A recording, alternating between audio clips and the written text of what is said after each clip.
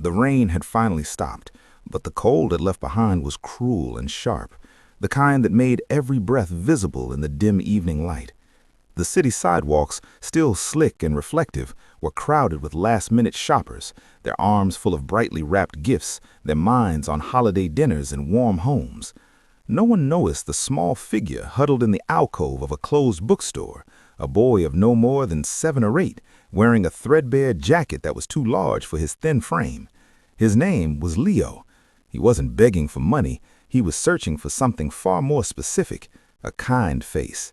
His eyes, wide and dark with a fear no child should ever know, scanned the passing crowd until they landed on a man in a long, dark coat.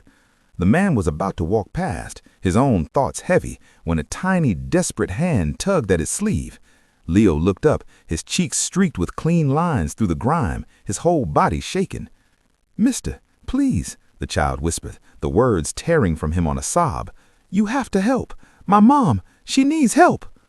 The man, whose name was David, froze. He was late. The word was a drumbeat in his mind, syncopated with the pounding in his chest from walking too fast.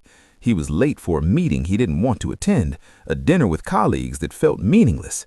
He'd been walking with his head down, locked in his own world of spreadsheets and silent resentment. This child's plea was an unwelcome interruption, a splash of stark reality on his polished shoes. His first instinct, honed by city life, was to pull his arm away, to mutter an apology and keep moving. But something in the boy's eyes, a sheer and total devastation, held him fast. It wasn't the look of a streetwise panhandler. It was the raw terror of a lost cub. "Where's your mom?" David asked, his voice softer than he intended. Leo pointed a trembling finger down a narrow, poorly lit side street, a corridor of shadows between the cheerful main road's glow. "In our car. It's not working. And she's sick. She's really hot, and she won't wake up properly." A fresh wave of tears spilled over. "I've been asking and asking, but everyone's too busy." David's practical mind raced. This was a problem, a big one. It could be a scam, a setup. It could be complicated, messy, and expensive. Every logical cell in his brain told him to call the police, to hand this burden to someone else. He even reached for his phone. But as he looked from the glowing screen to the boy's face, a memory surfaced, not as a thought, but as a feeling, a cold, lonely fear that tasted exactly like this damp air. He was 8 years old again, standing by his own mother's bedside in a silent, too dark house, listening to her labored breathing, utterly powerless.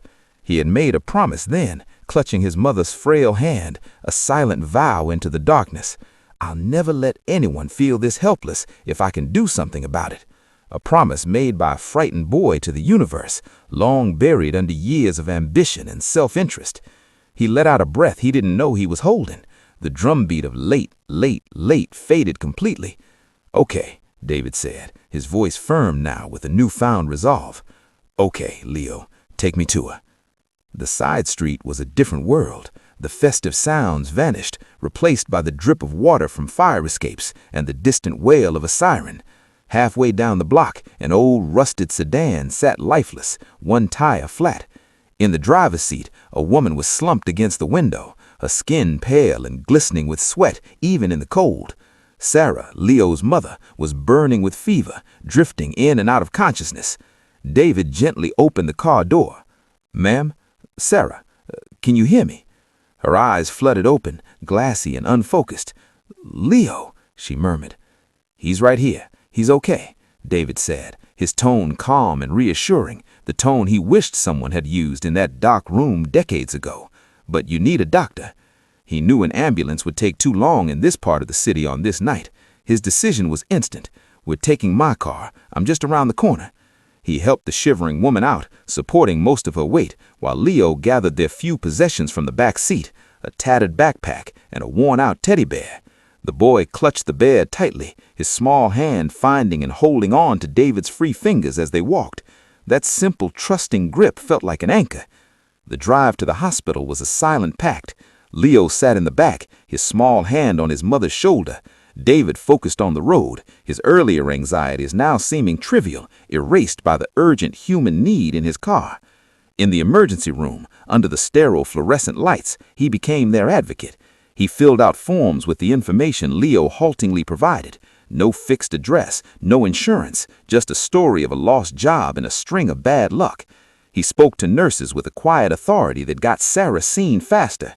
He bought Leo a hot chocolate from the vending machine, and when the boy finally succumbed to exhaustion, David lifted him into a chair and let him sleep, his small head leaning against David's arm. Hours later, a doctor emerged.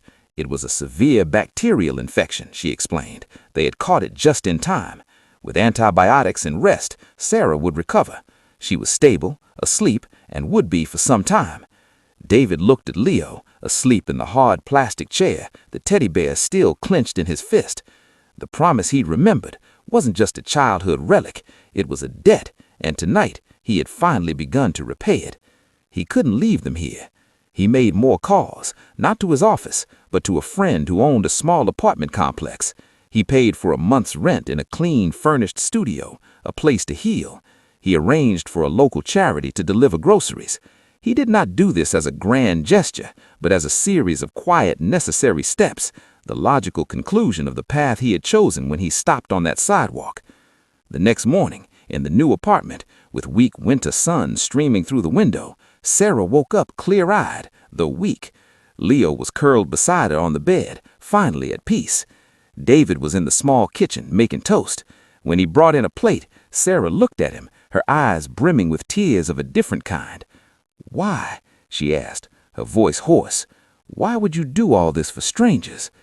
David stood by the window, the sunlight warming his back.